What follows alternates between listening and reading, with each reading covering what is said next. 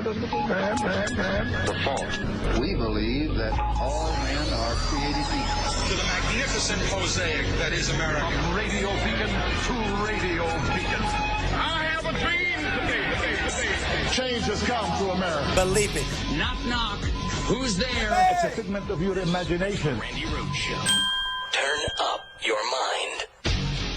We may have reached the ugliest chapter yet in Trump's allies' war on justice. NBC News has learned about an alleged plot to smear special counsel Robert Mueller with false sexual assault accusations. Our own Tom Winter reports, quote, multiple reporters were contacted over the past few weeks about a woman who said she had been offered money to say she was sexually assaulted by Mueller. The reporters each independently determined the assault allegations were a hoax and that the woman appeared to have been offered a significant amount of money to make that claim. The bizarre plot began to unravel around the same time fringe conservative Jack Berkman began ranting on Facebook that he is investigating sexual misconduct and alcohol-related allegations against Mueller. The notoriously media-averse special counsel's office released a rare statement saying, quote, when we learned last week of allegations that women were offered money to make false claims about the special counsel, we immediately referred the matter to the FBI for investigation. Conservatism is a racket. It is. It really is. It's just so unbelievable. Happy Halloween, everybody. I think I'll go as a woman. So I can scare all the little boys, right? All the little boys. Oh, be very scared of the women. The women. This is Revenge of the Kavanaugh here. You know, is what this Mueller. We'll get into this caper. I got to tell you, this caper. A van full of sugar high kids could have busted out this caper. This was so sloppy. This was so stupid. It was so Republican is what it was. But I got to tell you, I love Halloween. If you go to my Instagram page, you'll see my jack-o'-lantern. I thought he came out awesome this year. Just incredible. I did several. I did Disco Pumpkin. I did, Sinister Jack, Evil Jack, and I made Jack eat another pumpkin. So a big pumpkin eating little pumpkin. It's very scary. Very scary. And I'm very scared this Halloween. I'm very scared. It's just a scary time is what it is. And, my neighbor across the street, I'll take pictures and post them on Instagram tonight. But my neighbor across the street, Laura, as some of you know who've been listening, this is her favorite holiday. She goes all out. She makes the graveyard. She's got a crib, a baby crib, a giant ass baby crib in her yard next to the cemetery that she builds from scratch with her own little tiny Texas hands. She's into that Chainsaw Massacre thing. And this year she's into a lot of dead baby stuff.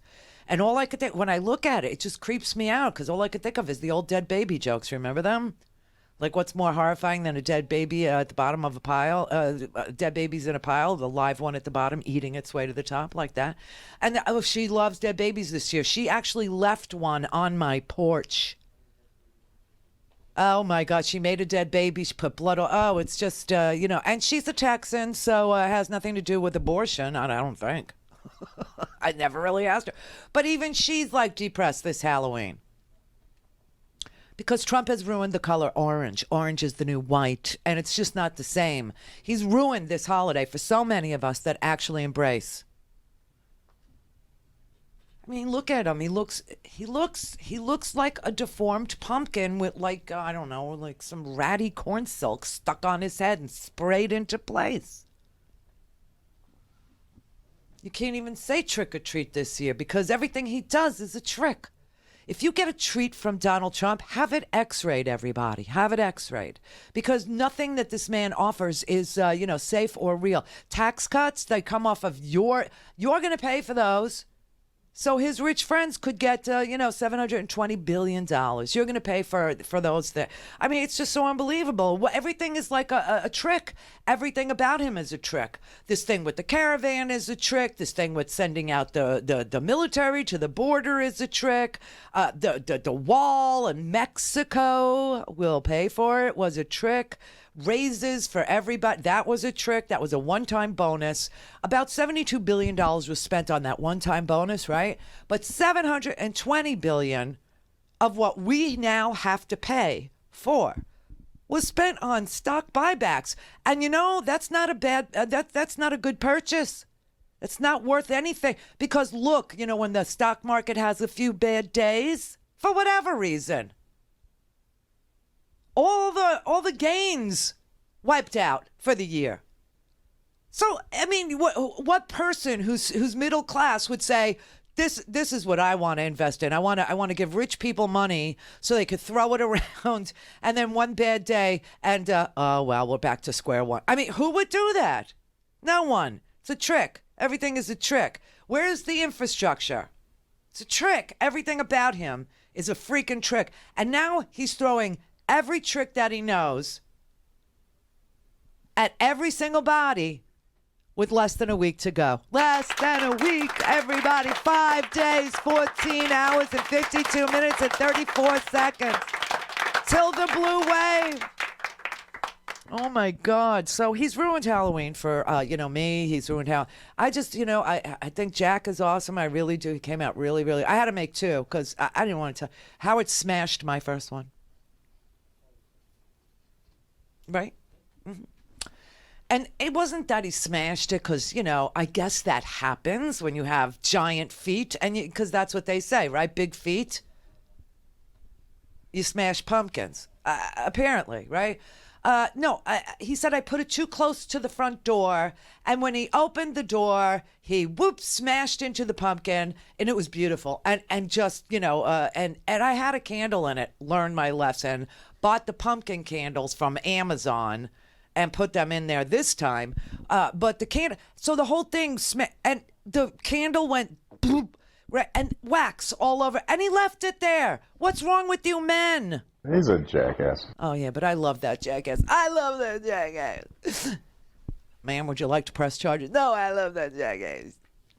So I had to make another one, so I made another one, and this one's it's really pretty freaking awesome. But I'm just not in the mood. I'm not in the mood for anything except to, and I don't early vote.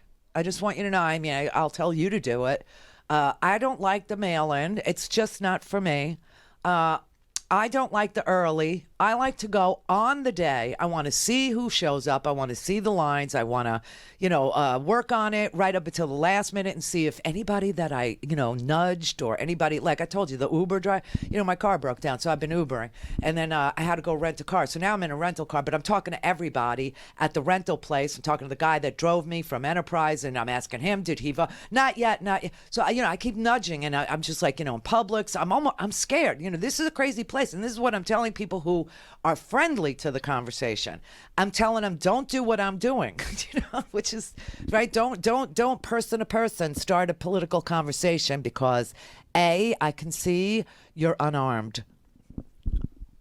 And it's just not safe. I keep telling them white people are crazy. Be very, very, very conscious of this fact. They're all ginned up. They're all, packing. They're dangerous. And even at the Publix deli counter, I don't get into conversations with people. I just don't. But what I do is I will wear, like Randi Rhodes, I will wear my T-shirt. And, because here everybody knows the show because I broadcast here since, 1992. You know what I mean? So here everybody sees that name and they go, oh, my God. And maybe if they're friendly, I'll tell them, did you vote? But a lot of people get very heated. They get very argumentative. They get very in your face. I told Howard, do not have conversations at the deli counter. Just don't do it. And, when you can't, this is the state that we're in. And these are middle-aged people buying their deli meats. Okay, these are not children. Now, I will tell you this. My neighborhood, my gated community, and I do live in a gated community. It's a huge gated community. And it's very integrated, my gated community. It's not like, fancy schmancy. It's, very, very mixed. I like that neighborhood. I chose that neighborhood. I built this business in another neighborhood that was completely Haitian. I love it here. I like the people here. But all of a sudden, my neighborhood, the homeowners association sent out an email yesterday to everybody there, and there's thousands of houses there, saying that there was a threat on Halloween in our neighborhood. Isn't that fun? Isn't that fun, everybody? And it turns out it's like something happened in the high school. I don't know what. They won't tell us. They keep saying, they say, don't call us, call the police, call the sheriff's office, or call the state troopers, or call, just don't call us, because we're telling you all that we're going to tell you. So don't call us. Don't call the homeowners. Do you know what I mean? It's like so, and the whole thing. And I gotta tell you, I mean, this all came because. Not because, and people saying, like I was reading, I think it's Frank Bruni. He's got a column today saying that the internet will be the death of us. And then I was talking to Scott this morning, and I was explaining, because Scott also, saw the Homeowners Association warning, because Howard shared it with him. And, he was saying, and it seems to have come from the high school nearby. And it seems to be online because they said that they had called, the police had involved the sheriff's cyber threat division. So it seems like somebody in high school was, either bullying or threatening or something horrible, another student, and said something about on Halloween, be careful. I don't know. I honestly don't know. But so I got into this conversation with Scott today, who's, obviously younger than me. I mean, he grew up, and Brett too. They grew up, in my house. I was the adult, and they were the, high school students. They were the kids. And he's saying, I really do think it's the internet, and Frank Bruni wrote that too, saying that the internet's going to be the death of us. And then we found out about this ridiculous, place for the lepers, the real lepers, not that there are no lepers coming over the border. The lepers, the people who need to be ostracized, the people who need to be put on their own little island. The people who need to be, have their own little Pacific island away and apart from everybody else.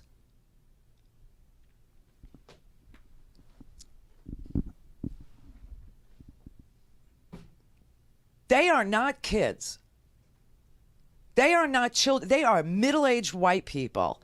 They are, the people that have done all this violence, the people that have, perpetrated everything from the Kroger shooting in Kentucky to the killing of 11 Jews and wounding, 6 more, 4 police officers, 2 critically, the guy with the van and the pipe bombs, all white, middle-aged men.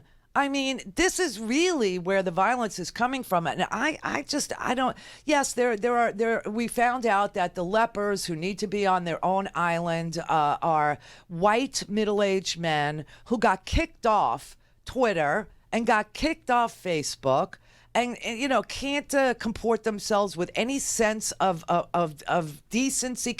Aren't interested in debating or arguing. They're interested in threatening and name call. They're not kids. They're not the kids. They're middle-aged, disgruntled, disappointed, grievance-bearing white men who have bought into years of leadership in this country that has done everything to exploit their lot in life by telling them who to blame for it, instead of saying, the tax cuts for the wealthy, the redistribution of wealth that's been going on in this country, we've been doing it since the 80s, and you keep falling for it, so we're going to take out that playbook and do it again and again and again, as long as you keep voting for us. Ronald Reagan started his campaign in Philadelphia, Mississippi. That was a racist dog whistle. Ronald Reagan, I mean, the ads that they used to run, they would have the white hands, and the white hands would be, like looking at his job application, and it would have a reject sign on it, and he would crumple it up, the white working man's hands. And, then they would flash like a black face and just say, are you for or against affirmative action? And this has been going on for a long time. And that's why the 50-somethings are so ripe. They're so ready to die. And they want to take you with them. They're ready to go. I don't think it's the kids, although I will say perhaps this Halloween thing had to do with bullying, which is another thing. But then I look and I see most of the millennials, most of the young kids, most of them have no intention of voting. So I can't see how Twitter and Facebook are radicalizing our kids as much as radicalizing middle-aged white guys. And that is what these middle-aged white guys did to Robert Mueller, okay? They tried to play, it was like Kavanaugh's revenge, let's call it. I'll explain.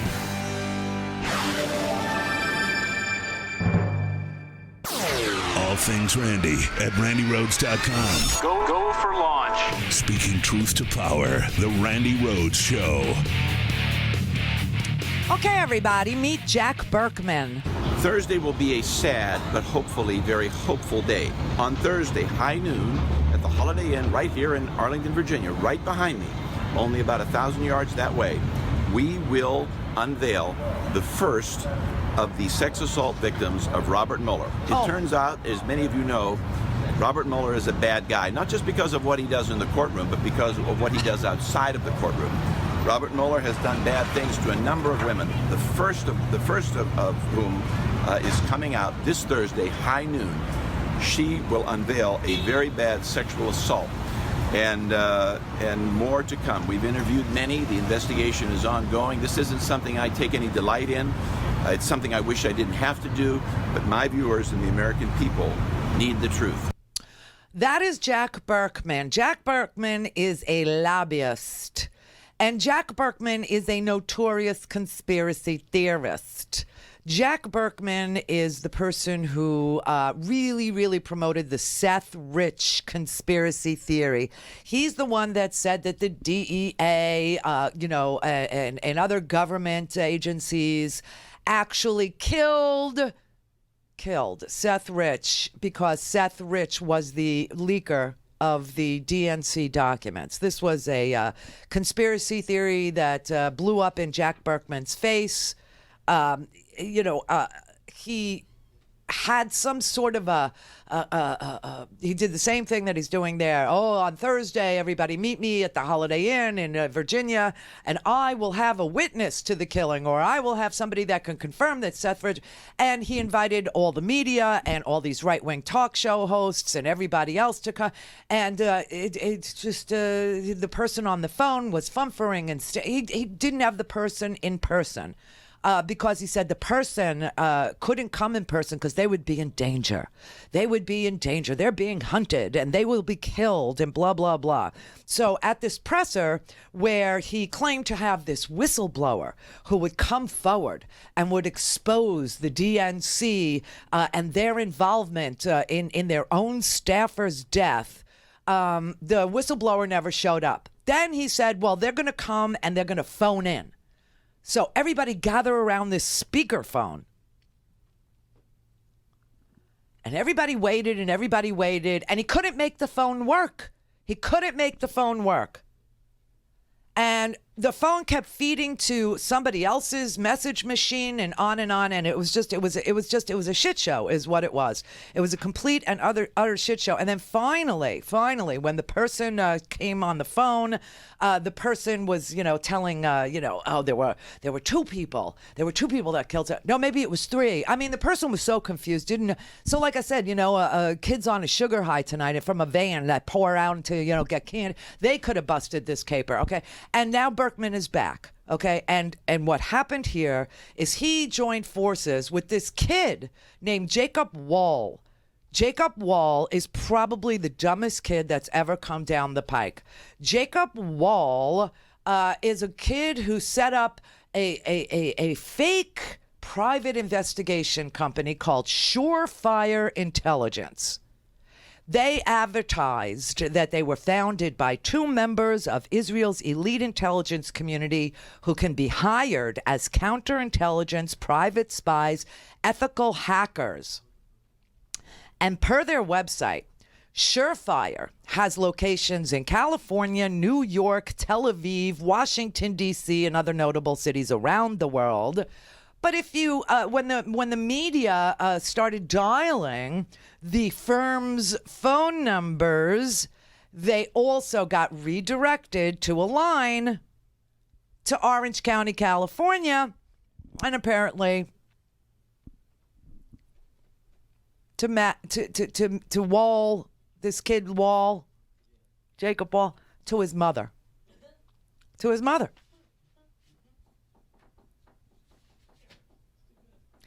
And then the media got curious and they started looking at the company. And the private investigator company has pictures of people who work at the company. And one of the PIs that he lists as, being under his employ, this is a teenage kid, right? One of the PIs that he lists as being under his employ is a British model photographer named Nick Hopper. And another one is Christopher Waltz, the actor. And I mean, this is just so unbelievable. This is just this is a greasy little 20-year-old doofus who pops up all over Donald Trump's Twitter feed. Every time Donald Trump tweets, this kid, Jacob Wall, retweets Donald Trump or puts a comment or blah, blah. And him and this Berkman dude Berkman was responsible for the Seth Rich shit show conference call that, redirected to, I believe it was Jacob Wall's mother, his mother's phone. And he started to tell the media, and, that was from his Facebook feed that I played you, that tomorrow, Thursday, there's going to be a big announcement. Everybody should meet at the Virginia, at this Virginia Holiday Inn, because he is going to produce women who say that in the 70s or some crap, that Robert Mueller, the special counsel Robert Mueller, was a drunk and a rapist. This is Kavanaugh. This is revenge for Kavanaugh, Because women came forward and produced a list of 8 witnesses that the FBI refused to interview. In fact, the FBI refused to interview Christine Blasey Ford, who has had enough, okay? She has had enough. She has absolutely no interest. She tried her best. She gave it her best shot. She swore under oath. She gave her testimony. She gave a list of 8 witnesses, and the FBI refused to investigate those people. You had another woman, Julie Swetnick, who gave a list of 10 witnesses. You had Chuck Grassley, the Judiciary Committee in the Senate, the Senate Judiciary Committee chairman, say that he was going to investigate Michael Avenatti because Julie Swetnick had hired him, and she was obviously lying to destroy Brett Kavanaugh's life. And this is, by the way, the talking point on right-wing radio. How do I know this? Because I told you I rented a car and it only has an AM radio, and I'm forced to listen to freaking Rush Limbaugh. So I listened to him again today. What do you think he's talking about today? He's talking about don't give up on, if the Democrats really had anything on Kavanaugh, they'd be pounding down the fences now. They'd be screaming about Kavanaugh. No. They don't have subpoena power. They're in the minority. They don't have, the Judiciary Committee. They don't have, any ability to subpoena anybody. And Grassley over in the Senate has decided that he's going to subpoena, or he's going to talk to Michael Avenatti, right? And Michael Avenatti is like, oh, it's Christmas in October. Let's do it. Let's start tonight. I got Julie Swetnick you could talk to also. Why don't you talk to her also? Because you never did. And she's got 10 names, and you really need to, speak to them. So when this thing happened yesterday, it happened late in the day, I didn't see it till after the show was over, I realized, oh my God, this is Kavanaugh's revenge. They're going to now say, well, you see, if we have women from the 70s, 30 years ago, saying that Mueller was a drunk and a rapist back then, you have to believe the women. That is not what anybody said. They said that the women were credible. The women were believable. Why? Because idiot boy Kavanaugh kept calendars. And the dates that the time period that she went to school with him, the time period that this house party had, he had it on his calendar. Now, these idiots, Mad Magazine is more sophisticated. Spy versus Spy comes up with better capers. Scooby-Doo comes up with better capers than this. Honest, if you pitched this to Adam Sandler as a spoof movie, he'd say, oh, no. Even Adam Sandler. Okay. But they said they have this whistleblower. Well, the whistleblower turns out to be a woman who doesn't exist, but she has a name. Apparently her name is Lorraine Parsons. I'm trying to figure out if she's real or not. I don't know. But she told the investigators, that because Robert Mueller hadn't said anything about any of this, and then when it became, something that was, being put out on Facebook, etc., Mueller sent it over to the FBI to investigate these people. And Lorraine Parsons is supposedly the woman. And she says, oh, well, they offered me $20,000 to lie and say that Robert Mueller did this to me.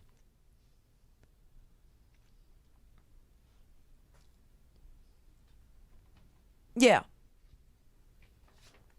That's what she said. She said that Lorraine Parsons said that this guy Berkman pushed her to, quote, and I don't know if she's real or not, pushed her to, quote, make accusations of sexual misconduct and workplace harassment against Robert Mueller, to sign a sworn affidavit, and he offered tens of thousands of dollars for her help. Now, GQ is reporting on Jacob Wall, and they're saying that it's $20,000. I think it's GQ that reported $20,000 was what was offered for anybody that would lie about Robert Mueller. Any woman who would come forward and lie about Robert Mueller could get $20,000. I mean, this is the lowest of the low. This is so bad. You know, nobody paid any of these women. Nobody paid anybody. You know who pays women and why they pay women? Donald Trump. He pays women. And you know why he pays women? To shut the F up. That's what he pays women for. He paid Stormy Daniels. He paid this other one who was in love with him. I mean, that Playboy model had no taste whatsoever. Beautiful girl, no taste. Just amazing. But she said, I love that man. He smashed my pumpkin. But I love him. You know what I mean? And so I just, you know, and now you've got this crazy plot with Jacob Wall and his own parents. His own parents. And when he put up this Surefire website, he listed the owner of Surefire as a guy named Matthew Cohen. And put a picture up of Matthew Cohen. And the picture of Matthew Cohen is Jacob Wall. It's him. It's this idiot, greasy little kid. It's this doofus. Now, he is a disgraced, I swear to God, hedge fund genius, he says he is. And he started posting about these tantalizing stories that were going to break. Now, let me tell you why I think this is happening now. Oh, yes, it's Kavanaugh's revenge. There's no doubt about it. But it's deeper than that. I think just from reading federal prosecutors, from reading Politico, from reading people that are following this Mueller case as closely as humanly possible, people who have been literally sitting inside the clerk's office of Judge Beryl Howell, who have been sitting in there just to try and see who's coming and going, and trying to follow, you know, what's being filed and what's being acted on in an expeditious way, what's being fast-tracked, et cetera, et cetera. It seems like, and I'm going to read this to you on the other side of the break, but it seems like Robert Mueller has subpoenaed Donald Trump and is trying to haul his ass in front of the grand jury, a la Ken Starr 1998. And it seems to me and others that Mueller has already been in court trying to serve the president with a subpoena, and that Trump's lawyers were asking the court to deny the issuance of a subpoena based on the fact that he's Donald Trump, president of the United States. And the court, it seems like, rejected their argument, and it seems like they appealed it. And it seems like they lost on appeal as well. And it seems like Mueller may be hauling Donald Trump in right after the election. Well, it won't be right after the election. There is actually a date for an appearance. We don't know who this witness is, but something is going on with a very important witness in the Mueller case. Connect. To speak to Randy, call 561-270-3844. 561-270-3844. All right, so let's just, look at whether or not it's possible that Mueller subpoenaed the president. This is really the most succinct article I think that I've seen. It's in Politico. It's written by Nelson Cunningham. Nelson Cunningham was a federal prosecutor in the Southern District of New York under Rudy Giuliani. He was also the general counsel of the Senate Judiciary Committee under the chairmanship of Joe Biden, and he was a general counsel of the White House Office of Administration under Bill Clinton. Suffice it to say, he's a lawyer, a government one, and he knows how this whole thing works. All right. And he's saying, he's citing the careful reporting by Politico, okay? And he's saying that he has been watching and analyzing the careful reporting from Politico from his perspective as a former prosecutor and a former general counsel in the Senate and a former White House Office of Administration counsel, okay? And he says, as a former prosecutor and Senate and White House aide, I predicted here last May that Mueller would promptly subpoena Trump. And like independent counsel Ken Starr back in 1998, bring a sitting president before his grand jury to round out and conclude his investigation. What Trump knew, when he knew it, what exactly motivated his statements and actions, because the firing of James Comey, obviously, there are crazy statements all over the place, right? You have the president asking Rod Rosenstein to write a letter that trashes Comey's announcement about closing and then reopening the Hillary Clinton email investigation. And of course, James Comey didn't make an announcement that he was opening the Hillary Clinton or reopening. He sent a letter to Congress, which promptly leaked. You can thank Devin Nunes for that. But anyway, he's saying, you know, that when Trump sat, and I said this for so long, that the Lester Holt interview was pure kryptonite when he said, oh, it was I was going to fire him no matter what Rosenstein wrote. I was going to fire him because this Russia thing, right? And so that's the obstruction part. And then the part about lying about Junior's meeting Trump Tower and who was there and Trump, dictating a letter and denying that they were there to get dirt on Hillary Clinton. I mean, the whole thing. And then, having to issue a second one and a third one. So you have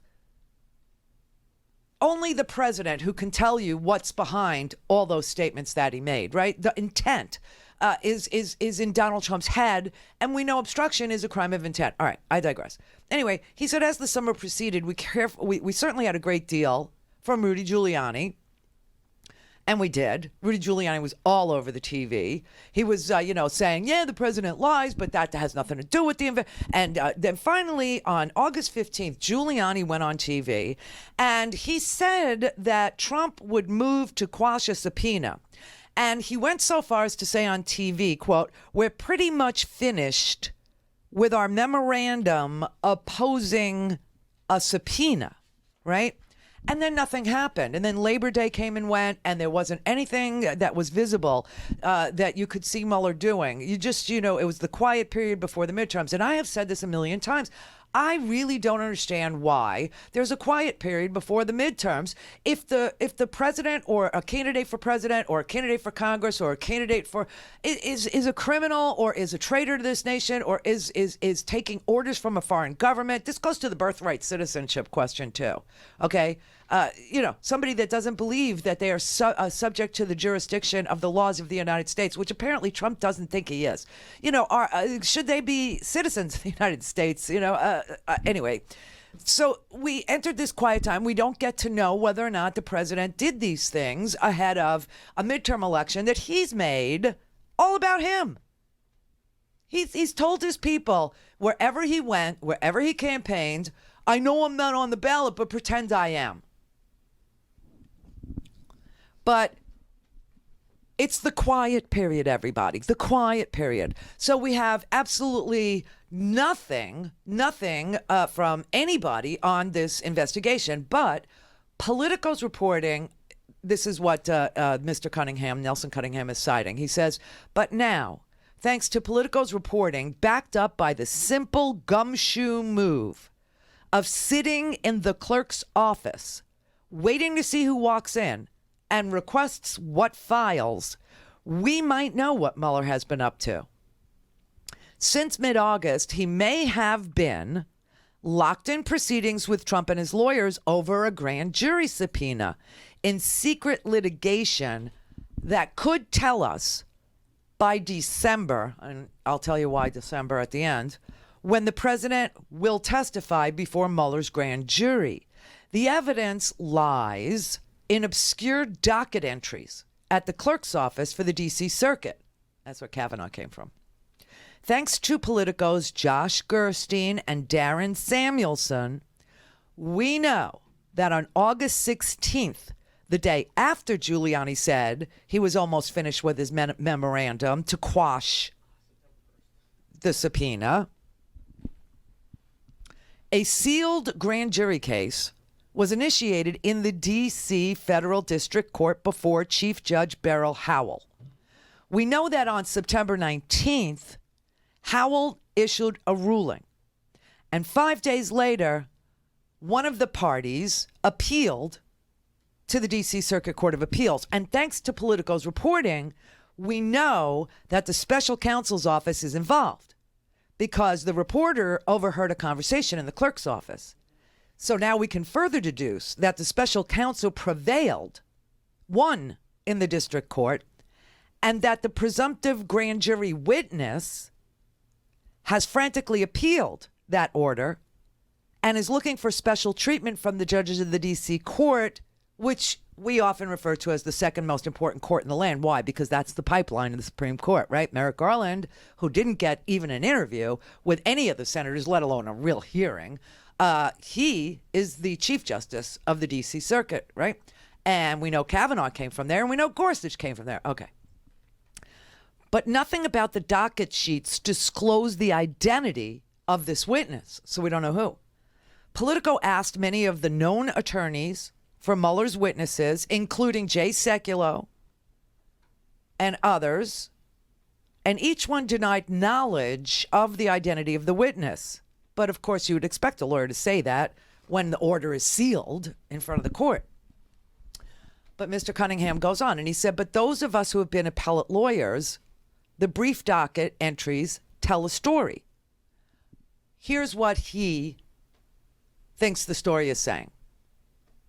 He thinks that the parties and the judges have moved very quickly because parties have normally 30 days to appeal the lower court's action or decision. The witnesses here appealed 5 days after they lost in district court. 3 days later, filed a motion before the appellate court asking for a stay on the district court's order. That's very fast. The appeals court itself responded very, very, very speedily too. 1 day after they got the witness's motion, the court gave the special counsel 3 days to respond, which is very, very, very, very, very, very short. The special counsel answered on October 1st, and at this point, an unspecified procedural flaw seems to have emerged, and on October 3rd, the appeals court dismissed the appeal. 2 days later, the lower court fixed the flaw. They call it curing. They fixed the flaw. The witness, whoever this is a very special witness, reappealed, and then by October 10th, the witness was again in front of the appellate court, and the judges acted very quickly. Less than a week later, they were back before the D.C. court. On October 10th, the day the case returned to the D.C. court, the parties filed a motion for an expedited handling, and within 2 days, the judges granted that expedited, motion, and they set up a very accelerated briefing schedule. The witness, and we don't know who it is, but we think, or the conclusion here is that the witness is so important that it must be the President of the United States, because the witness was giving only 11 days to file briefs. The special counsel was given 2 weeks to respond, and reply papers 1 week later were delivered on November 14th. That's 8 days after. They will file on November 14th, 8 days after the midterm elections. And then oral arguments are scheduled for December 14th. And that's why they're saying we'll know in December. What this is showing is that whoever this witness is, this isn't an ordinary witness. And whatever the issue is no ordinary issue. The court is both the courts, the lower court and the appeals court, are moving so freaking fast. The witness who lost in the lower court is asking the appeals court to take the case really, really, really quickly. And a day later, the court gives 3 days to Mueller to respond, right? And then they say, okay, and while we're waiting for you to respond, appeals court, we want the lower court's decision stayed, meaning they can't issue whatever it is that they lost on. And it's probably a subpoena to appear before the grand jury. Anyway, is this the president? We just don't know. But the docket sheet gives one final clue.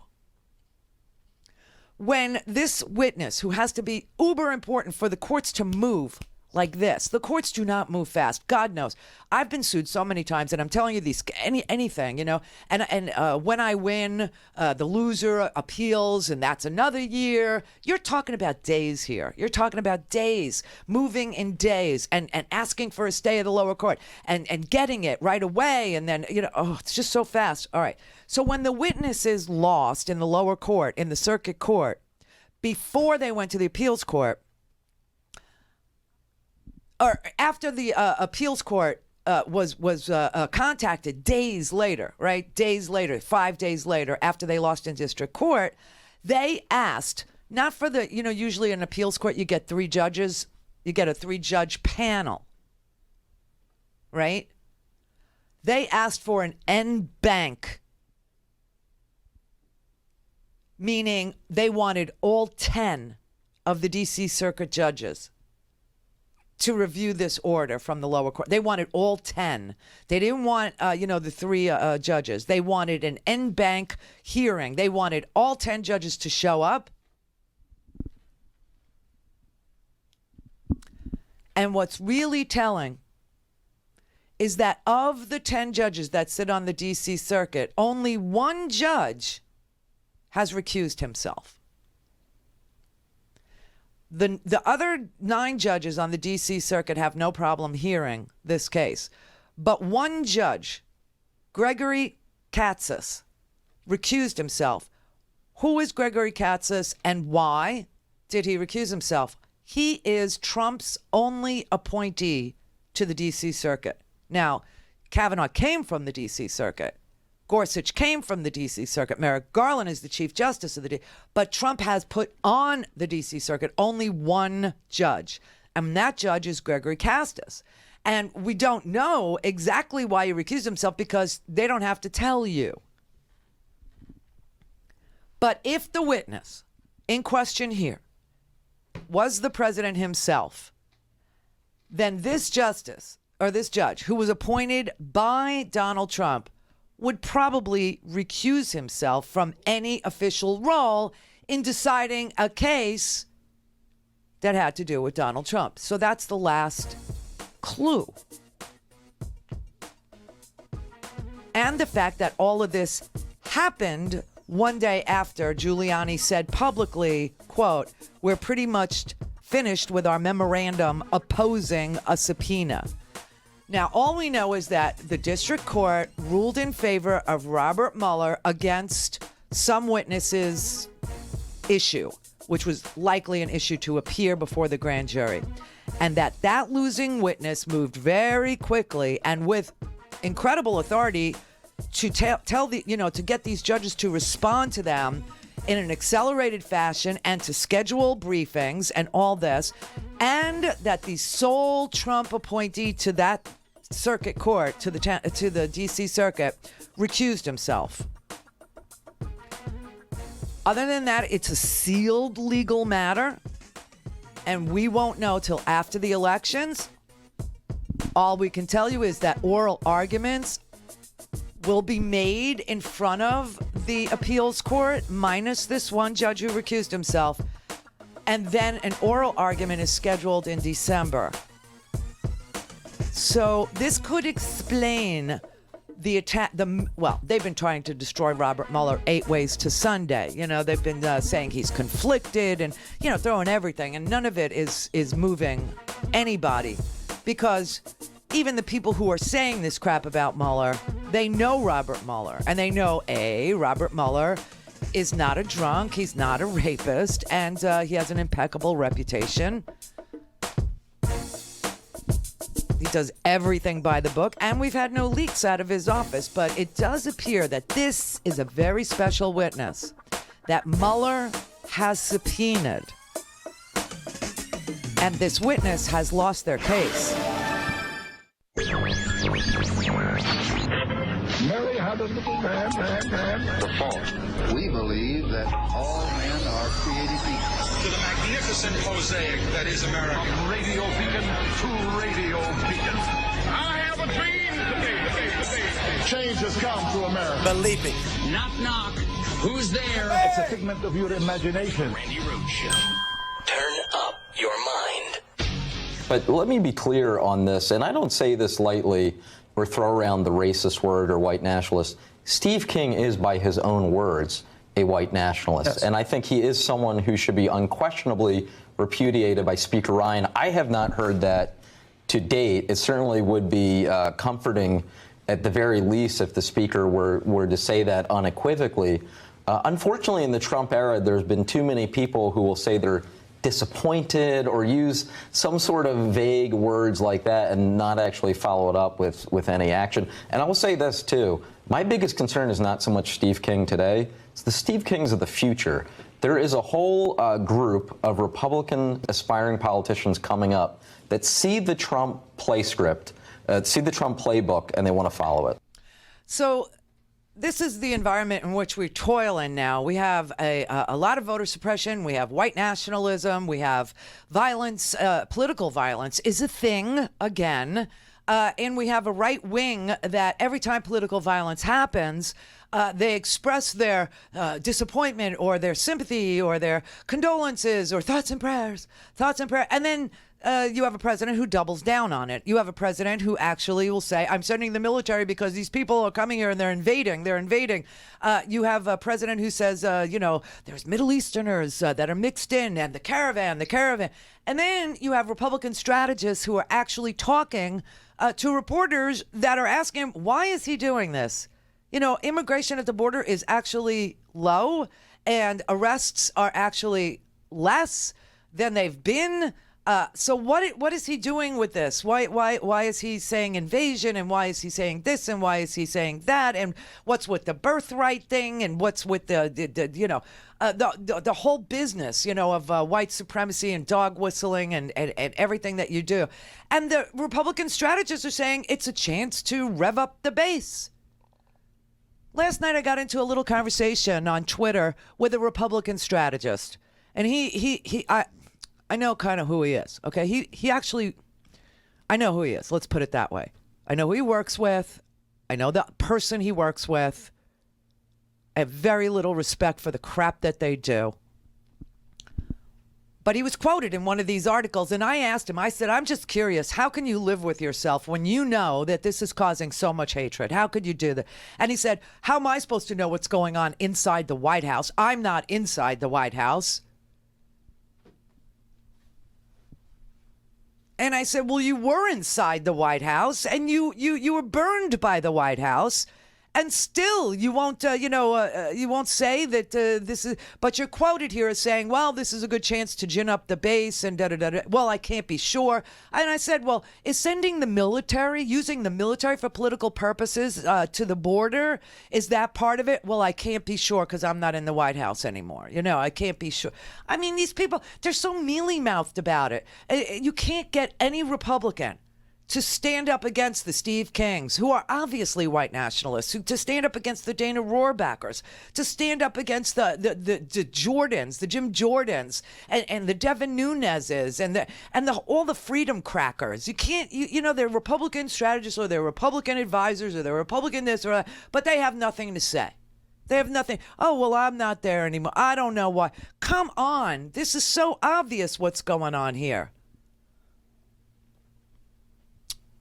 Every time you see a caravan or people illegally coming or attempted to come into our country illegally, think of and blame the Democrats for not giving us the votes to change our pathetic immigration laws. Remember the midterms. This is Trump tweeting, right? Seriously, he's still doing this after all this violence in the past week. In fact, he wasn't welcome in Pittsburgh. This was really sad. This was really sad. You know I'm Jewish. You know I am. And I know my people, okay? We are very few and far between. We're only 2% of your population, okay?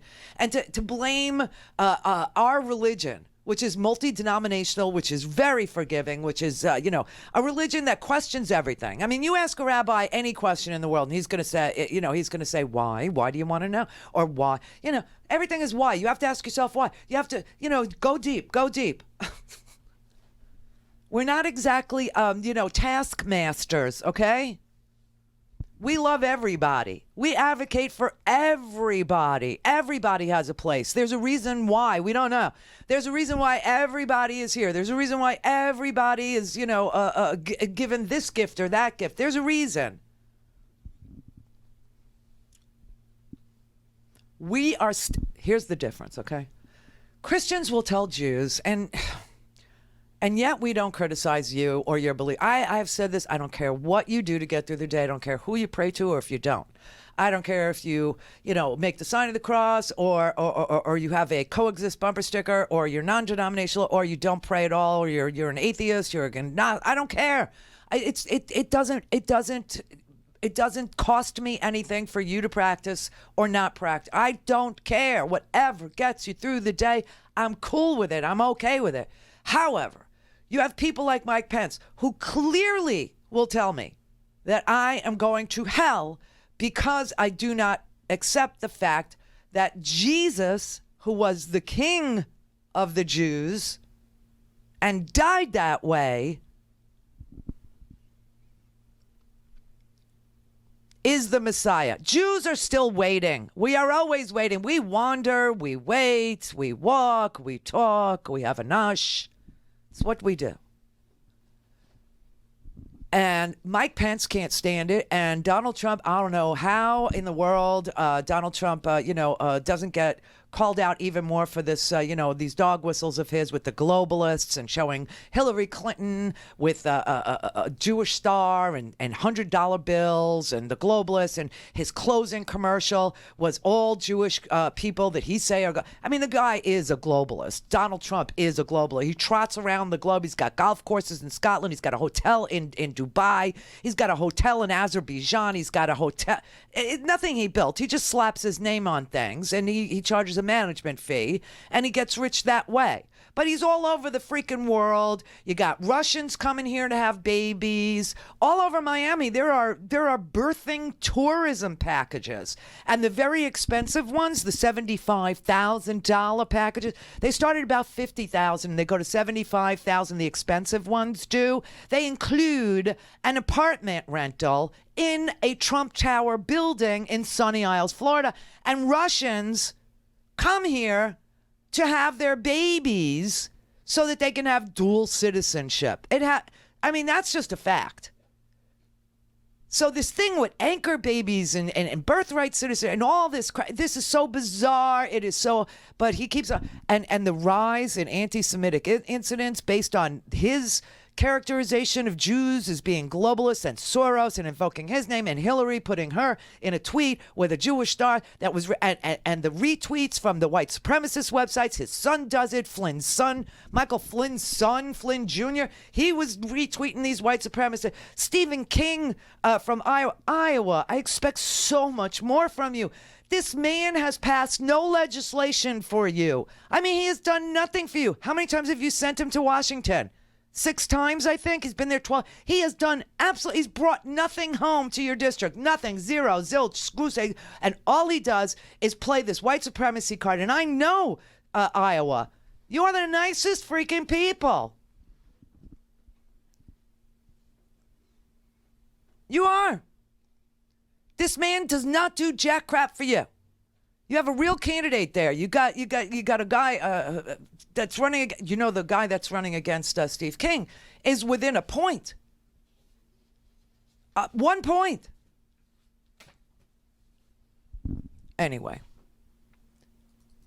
For years, incidents of anti-Semitism were on the decline in America. Then came the 2016 presidential election. Since then, a meteoric rise, 34% increase in 2016, a 57% increase in 2017, according to the Anti-Defamation League that tracks it. That's the single largest surge we've ever seen since we started tracking this data. Nothing is sacred, not human life or places of worship, or even where the dead are buried. In Omaha, Nebraska, a veterans memorial scarred with a swastika. In Indiana, a synagogue desecrated. In Sacramento, California, flyers targeting Jewish students on campus. It screams of the same type of graphics and the same type of design that the Nazis used. This is in Potters County, Pennsylvania, just Jesus. a few months ago. This is my country. It's great. This is also my country. You guys didn't win the culture war. Get the out of here now! And no one can forget the torch-bearing men in Charlottesville, Virginia, spewing their hate-filled rhetoric. Jews will not replace us! What is behind all this? The ADL and those who track hate say there is no doubt political rhetoric is in part to blame. That rhetoric can be subtle or in your face, like U.S. Representative Steve King, for example, retweeting messages from a known Nazi sympathizer. I'm not deleting that because then you all pile on me and say King had to apologize, he was wrong, he knows he's guilty. I'm not. I don't feel guilty one bit. I'm human. This Trump political ad raised eyebrows, featuring prominent Jews to target global special interests. And for the global special interest. While those accused of anti-Semitism for years, like Louis Farrakhan, continue to tweet and make inflammatory statements. When Jews are literally under attack, we should have a zero tolerance policy on intolerance. It's unacceptable that anyone from the president to Minister Farrakhan to anyone in between should make derisive comments, and all of it should be called out. All of it should be unacceptable. All of it should be unacceptable. But Steve King, let me tell you something. If you're in the 4th District in Iowa and Steve King is your guy, you got a better choice. You got J.D. Scholten, okay? J.D. Scholten. He is within 1 point of Steve King. And that is amazing. I mean, completely amazing, because that is a 26-point swing since King was reelected in 2016. That means that the 4th District of Iowa is sick of it. They are tired of it. They understand that this man has done absolutely nothing. They understand that this man has tweeted out all uneducated immigrants smuggle drugs. Black people could afford abortions if they stopped buying iPhones. No group has done better for the country than white people. He's so openly racist. And, you know, the people in the 4th District of Iowa, which is very rural, they deserve better, and they are better. You are better than this man. You really are. I will tell you, Land O'Lakes has a political action committee, and so does Purina. And, you know, they're both in Iowa, and they both said, we're not giving a single nickel to Steve King. Not a single nickel. The chairman of the National Republican Congressional Committee, the NRCC, he had a tweet that he strongly condemns Stephen King's recent comments, actions, and retweets. We must stand up against white supremacy and hate in all forms. A little late. This rise in anti-Semitism, this rise in anti-Black, this rise in anti-Latino, this rise in Democrats are equally to blame. This moral equivalency, because maybe we yell at people in a restaurant that we believe survivors. That's not exactly sending pipe bombs or murder. They are not equal, and people know that. Randi Rhodes Show is live on RandiRhodes.com and the free Progressive Voices app for Android and iOS. Visit the App Store or ProgressiveVoices.com now. The enemy of the people isn't a phrase you generally hear from U.S. presidents, but it was used during the French Revolution by radicals to describe their enemies, who they often accused of, get this, spreading false news to divide or trouble the people. It was trotted out again during the Soviet era to justify mass murder by Lenin and Stalin. When Khrushchev took over, he apologized for the state-run slaughter, explaining, quote, the formula enemy of the people was specifically introduced for the purpose of physically annihilating real or imagined political opponents.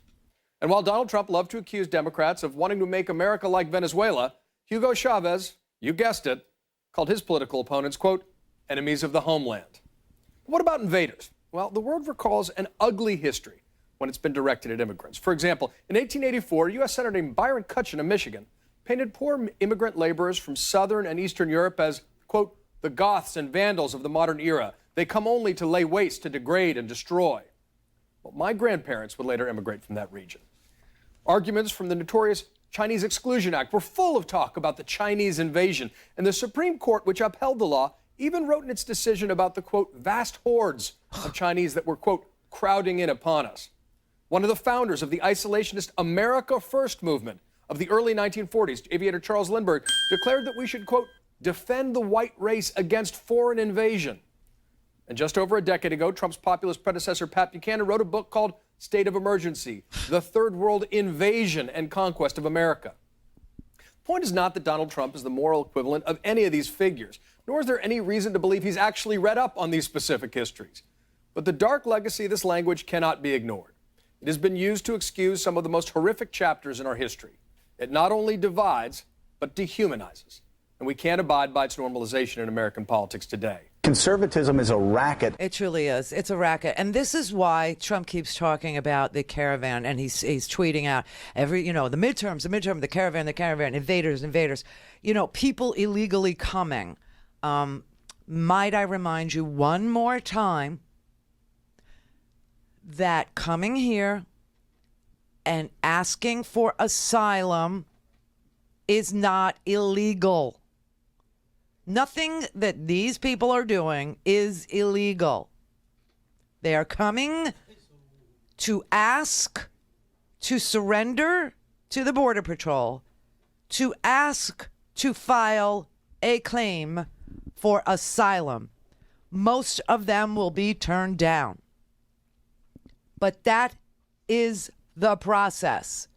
And these people on those Trump-friendly news networks are telling people in their audience that they are carrying diseases, that they have leprosy, that they have polio, that they have, what's the other disease they invoked? I can't even remember. I mean, why not the bubonic plague already? Why not, boils? Why not, I mean, this is just so stupid and bizarre. It's a foreign invasion. So, yes, he can send the national military down to protect the border. I'm glad he's doing that. It's a strong stance. It must be taken because we simply cannot tolerate the continued invasion of this country when Americans are suffering every day. The national debt is exploding. We have diseases spreading across the country that are causing polio-like paralysis of our children. This is sick. This is sick. Now, in the national security realm, we've got all sorts of people, not only Central America, but they're coming in from Africa, from the Middle East, and other places in this caravan. It's already been documented. It's already been noted by our people that are down there. Then public safety. We've already had people interviewed in this caravan that have already been deported from the United States for crimes such as attempted homicide. Now, these are prior deports that are coming in, and they will not come through the port of entry. They're going to come between the ports of entry where it's the path of least resistance. Then public health. We have these individuals coming from all over the world that have some of the most extreme medical care in the world. And they're coming in with diseases such as smallpox and leprosy and TB that are going to affect our people in the United States. Smallpox has been eradicated since 1979, okay? Leprosy is extremely curable. It's a skin disease, okay? And I don't know what the hell this network, who's in charge over there? Who is in charge over there? Apparently, no one. The New York Times is saying the military, Mr. President, being called up by you is an election year play. Yes. Is this politics or is this real? When you look at that, thousands of people, somebody said, now on that one they built it down. I'm pretty good at figuring out how many people. Thousands and thousands of people on the bridge. When you looked at that bridge loaded up with people, that's called an invasion of our country. Oh my This has nothing to do with elections. And I've been saying this long before election. I've been saying this before I ever thought of running for office. We have to have strong borders. If we don't have strong borders, we don't have a country. There is nothing illegal about what any of these people are doing. Okay, period, end of story. There is nothing illegal about coming here, surrendering to the Border Patrol, and asking to make a claim of asylum. Okay, we do arrest and deport people who are people that have been previously deported. That is what the Border Patrol does. They're very good at it. But people who are coming here with no criminal record, who are surrendering to the Border Patrol and asking to file a claim of asylum, are not doing anything illegal. They are not invading. They are not trying to declare war on us. They are not trying to take any cities. They are not trying to take anything from you. In fact, most people, illegal or not, permitted or not, they pay taxes. Oh, yeah, they do. Undocumented immigrants pay billions of dollars in federal taxes every single year. Every single year. The IRS data shows that they got 4.4 million income tax returns from workers who don't have Social Security numbers. Those are undocumented immigrants. They paid $23.6 billion in income taxes for, and they pay FICA taxes for things that they will never use, Social Security and Medicare. They're not eligible for any of these benefits. They're not even eligible for the earned income tax credit. But the IRS does expect unauthorized immigrants to file their taxes, and most of them do so. They do it to create a paper trail so that they can show that since they entered the country, they have been contributing tax dollars. This is how we picked the Dreamers. This is how the DACA kids were set aside for work permits, because they and their parents they showed that they had committed zero crimes, not even a traffic ticket, and that they had paid taxes for any job that they had ever held. And so we granted them temporary work permits. That's what DACA was. Here's the story. One 36-year-old woman from El Salvador. She's undocumented. She made up the Social Security number on the W-2 form because she doesn't have one. Her employer never asked for ID to verify it. Instead, she has an individual taxpayer identification number, an ITIN. It's created by the IRS. They created these ITINs in 1996 so people who aren't allowed to work in the United States can still file their taxes on income they earned. This woman applied for an ITIN number shortly after arriving here illegally in the United States from El Salvador in 2009 because the community told her paying taxes will help her with her case to get legal status if immigration reform happens, if it ever happens. Now, here's another thing. I tweeted out this to MAGA last night, okay? I try and be polite. They're virulent, but I try. And I said, I just want MAGA to know that in 2006, the Democrats passed comprehensive immigration reform in the Senate. I think the vote was 68-32. That means bipartisan support for it. And over in the House, they wouldn't even introduce it for a vote. The Republican House, okay? Boner.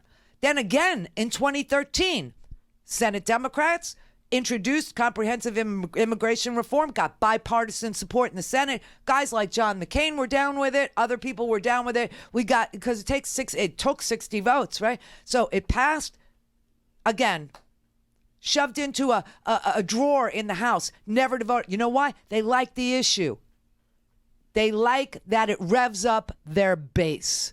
They don't want to do anything about immigration reform. Meanwhile, you have these people hoping and praying that one day this country, this Senate, this House, this president will get serious about really doing comprehensive immigration reform. And so they've been paying their taxes and staying out of trouble.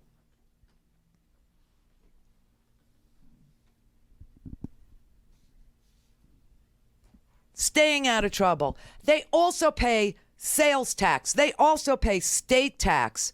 $11.7 billion a year in state and local taxes. And no, they're not eligible for welfare. And no, they're not eligible for Social Security or Medicare or Medicaid or any of those things. You know what they are eligible for? Emergency care, because we don't turn away dying or sick people in the emergency room. Okay, so they qualify for that, and pregnant women qualify for, with young babies, they qualify for WIC, so that they could give, milk to their babies. That's what they qualify for. Meanwhile, $13 billion a year goes into the Social Security Trust Fund from people who don't have a chance of getting Social Security, and they don't care because they want to stay on a path, to stay out of trouble, to pay their taxes, and one day get a work permit so that they don't have to live in the shadows anymore. That's just the truth. And this man cannot stop demonizing others. He can't stop demonizing others, just people that don't look like him. And who does except for the Jack-o'-lantern? Jack-o'-lantern looks like Donald Trump. He's orange, and he's got a little tuft of, corn silk on the head there. I mean, honestly, he's ruined Halloween. But here's another little thing about his rhetoric. This is really, really creepy. You had these, in 2016, you had these 3 men in Kansas, in Garden City, Kansas, which is a place that would never even cross my lips, right? It's just but it is a place where Somali refugees tried to settle. And they were living in a apartment complex, an apartment building. And 3 men, Patrick Stein, Curtis Allen, and Gavin Wright, who were members of a Kansas militia group, bombed a mosque and bombed an apartment complex in Garden City, Kansas. Their sentencing is coming up, okay? They face life in prison for conspiring to carry out an act of terror, okay? Their lawyer has submitted his briefing asking for leniency in sentencing. His argument is Donald Trump inflamed these guys. Yeah. Patrick Stein faces life in prison for conspiring with 2 other men to carry out the attack, which was supposed to take place on the day after the 2016 presidential election. On Monday of this week, his attorneys filed a memo in district court in the District of Kansas requesting that Patrick Stein receive a sentence of no more than 15 years because Patrick Stein, and I'm quoting from their leniency memo, was a, quote, early and avid supporter of Donald Trump. They are arguing that the climate in the months leading up to the 2016 election should be taken into account when evaluating the comments the prosecutors used to build their case. Because during the trial, the prosecutors played recordings where Mr. Stein was describing Muslim immigrants as cockroaches that needed to be exterminated and talked about killing Muslims with bullets dipped in pig's blood. Because 2 months before that conversation was recorded and took place, a reporter for the Washington Post noted that Donald Trump was telling this questionable tale, this questionable story about General Pershing killing Muslims with bullets dipped in pig's blood. And they were simply repeating what Donald Trump was putting out there. They wrote, "The court cannot ignore the circumstances of one of the most rhetorically mold-breaking, violent, awful, hateful, and contentious presidential elections in modern history, driven in large measure by the rhetorical China shop bull who is now our president."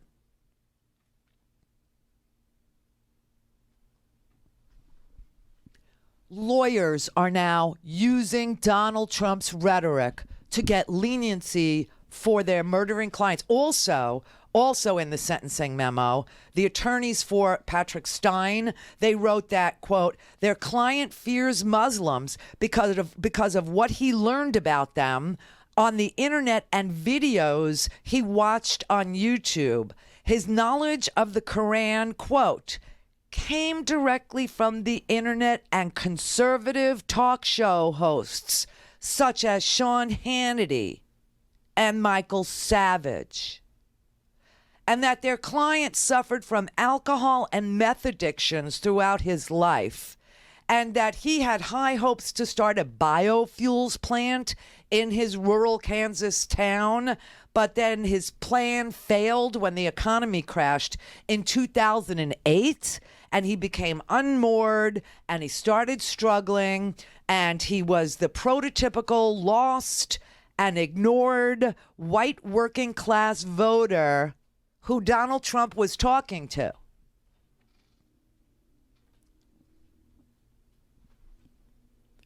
Quote, Trump's win changed everything.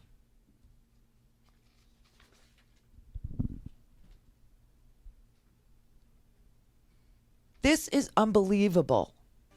There's another case also. Okay, this is unrelated to this, this brutal act of terrorism, this bombing, this murder, this whatever. But this was last week. A man was accused of groping a passenger on a Southwest Airlines flight, and he told authorities, quote, the President of the United States says it's okay to grab women by their... People are quoting the president. And then another one in a mob case, a guy named Skinny Joey Merlino in Philadelphia. He's a mob boss. He was sentenced to 2 years in federal prison. And Trump's own federal prosecutors have sought to have his comments about flippers barred from being used during the trial. I mean, this is insanity. This is the Randi Rhodes Show. To speak with Randi, dial 561-270-3844. That's 561-270-3844. It's pretty clear what's contributing to this atmosphere that Senator Gardner was talking about. It's not coming from the Republican side of the aisle. When you have the last Democratic nominee for president saying incivility should continue until the Democrats win the House? For goodness sake, I think we know who the culprits are here when it comes to the quality of discourse in the country is, and it's not coming from the Republican side of the aisle. Are you not in danger of conflating people who came to public buildings and public parks and public places all around here to express their First Amendment rights by sort of tarring everybody with the worst of this? I mean, where's the line between... we're not... You work here, right? Yes, sir. Yeah, we're not exaggerating what happened. You saw it, all of you. You saw it. That's incivility on full display right here in the Capitol by people trying to intimidate us into giving up on the presumption of innocence. This is a sick country when you have a lying sack of crap like Mitch McConnell, who isn't on the ballot. I wish he were. I'd be, talking to Kentucky nonstop, okay? He's not on the ballot. It's not, his cycle. But he is literally saying that the Democrats are the people who are contributing to this hatred that is, being observed in the most violent acts you could possibly imagine. A Kroger shooting because he couldn't get into a black church. Honestly, sending bombs to Donald Trump's hit list of all the people Donald Trump has named as being an enemy of the people or being part of a globalist Jewish cabal. George Soros, Hillary Clinton, Barack Obama isn't, he's a secret Muslim. He wasn't born in this country. Donald Trump's the original and Mitch McConnell has the nerve to stand up in front of a microphone in the U.S. Senate, which used to be the most deliberative body in the world. He changed the rules so that you just need a simple majority to put a Supreme Court justice on the court. wrote, that the FBI should not interview this woman, Christine Blasey Ford. They should not interview Brett Kavanaugh. They should not talk to any of her witnesses. They should not. And we're not supposed to say anything. We're just supposed to lay down, be quiet. Let me tell you something, Pittsburgh is Pittsburgh strong, okay? I've never seen an entire community come together like they did in Pittsburgh to tell this president that the focus must be on the people who were slain, not on you. It was awesome. It was the right thing to say. We didn't have to insult anybody. All we did was say the focus should not be on you right now. The focus should be on us and the families who are burying their dead. And still he went there. He didn't call anybody. He didn't call the mayor. He didn't call the governor. He didn't call the person who represents he didn't call anybody. He just showed up. He didn't say anything. He didn't do anything. He just showed up. And people were like, okay, whatever. Here, you're here. Pay your respects. And they allowed him to lay a flower and to put a stone in front of the Star of David that they had set up to. And then they said, okay, go. Just go. And idiot Mike Pence decided to have a rally. Trump also, while all this carnage was really taking place, Trump was having his rallies. He didn't, which was the most indecent thing to do. And then going to Pittsburgh topped it while they were having funerals. And then Mike Pence I got to tell you, these Messianic Jews for Jesus group, I do whatever you got to do. Again, I don't care what you do. I couldn't care less what you do to get through the day or this life or whatever. But do not tell me that a rabbi who believes that Jesus is the Messiah is Jewish, because he's not. And in fact, Mike Pence appeared with this rabbi. His name's Lauren Jacob, who's been defrocked as a rabbi. And he was 15 years ago, they took away his ability to say that he's a rabbi. Mike Pence invited him to speak at a rally in Michigan for a GOP congressional candidate. This man was defrocked 15 years ago, according to the Union of Messianic Jewish Congregations, which is Jews for Jesus. This man gave his speech. God of Abraham, God of Isaac, God of Jacob, God and Father of my Lord and Savior, Yeshua, Jesus the Messiah, and my God and Father too.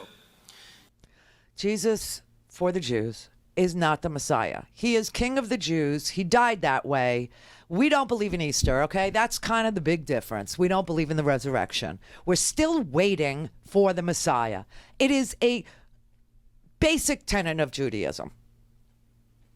This man was stripped of his rabbinic organization by the UMJC, the Union of Messianic Jewish Congregations.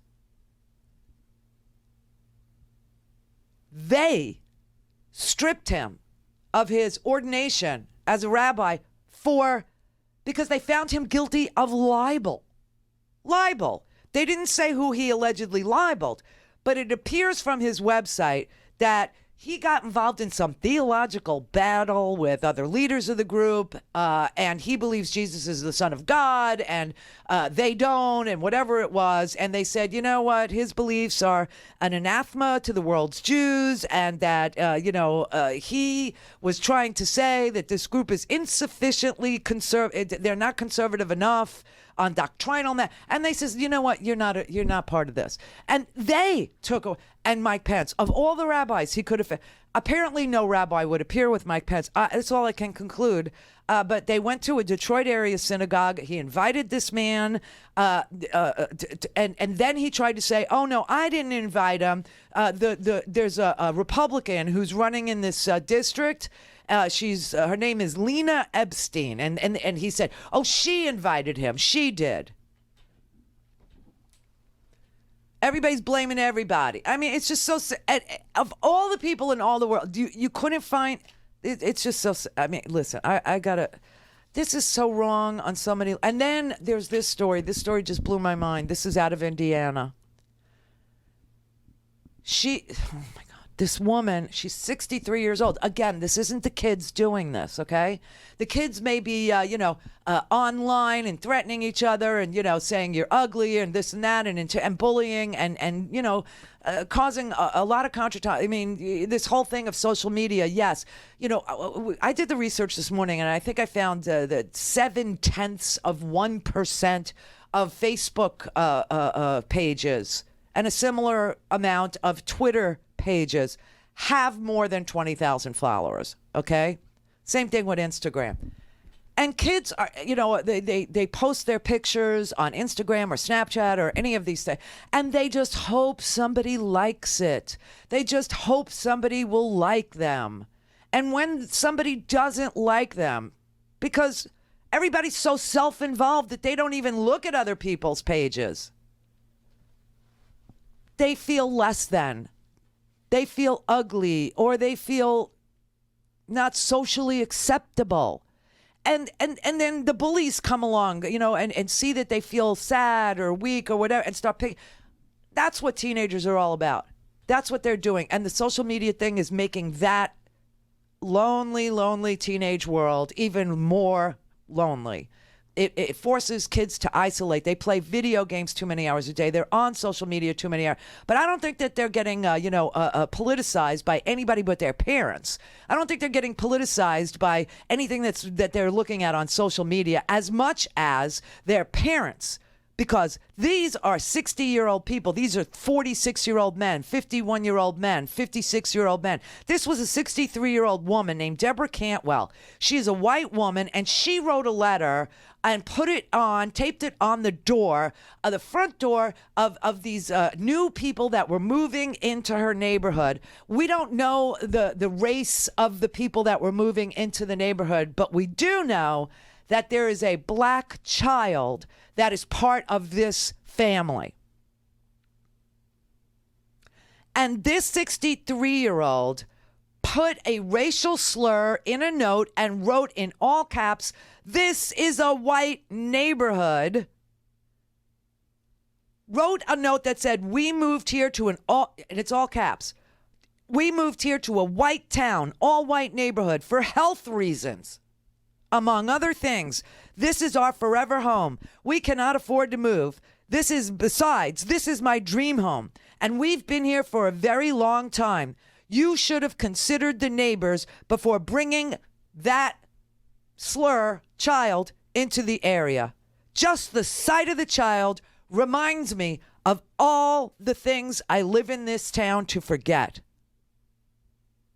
A 63-year-old woman. She was arrested for intimidation and criminal mischief. I don't know if those charges will stick. She went on this was a long, rambling, crazy-ass letter. "You can sell your house. You can make money on it right now. By the way, hope you have deep pockets."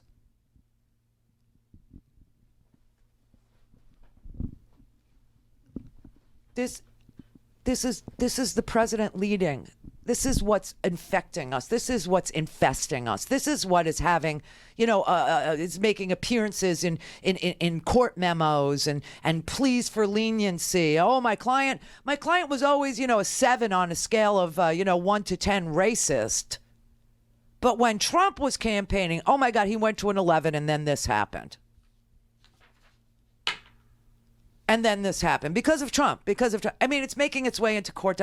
Honest to God, man, smarten up about this. You know what? It isn't going to put a penny in your pocket. It isn't going to get you anywhere in this world to blame people who don't pass tax cuts that redistribute your wealth. It's not going to do any good for you to intimidate or shoot or send pipe bombs to or curse or get in the face of anybody who isn't redistributing your wealth. Anybody who's lying to you about who got those tax cuts, anybody who lies to you about an invasion at the border, it's the border. There are patrols. There's all kinds of protection down there. And the people who are coming are surrendering to those officers in order to make claims for asylum, and there is nothing illegal about it. The president is lying about being able to change the Constitution of the United States with an executive order. Fox News is lying to you about diseases that have been eradicated since the 70s. I don't know, maybe some rogue person from the CDC who has the smallpox sample is, migrating to Mexico and coming up with a sample of the smallpox. I have no idea what they're, but these are all lies. You need to get stronger. You need to get serious. You need to read a newspaper. You need to stop believing that this con man, this demagogue, this man who only pays the alternative minimum tax, and that's all we won't release his taxes. We don't know if he's paid anything other than in 2005. Who is ginning up this hatred. His approval rating, I will say, slid. He's down to 40% ahead of this election. And I gotta believe it's because most of Americans, a good majority of us, like 60% of us, do not approve of the hatred and of the vitriol and of the tearing apart of America. I gotta believe that. We'll know in less than a week how America truly, truly, truly feels. But I even then, I'm not convinced it's not going to be contested in various areas. The voter suppression in Georgia, in North Dakota, it's all in the courts right now. There's a lot going on, a lot of mess that this person has made, a lot of mess, a lot of mess, a lot of hatred, a lot of suppression, a lot of aggression. But it's middle-aged white people. Buy a stinking podcast.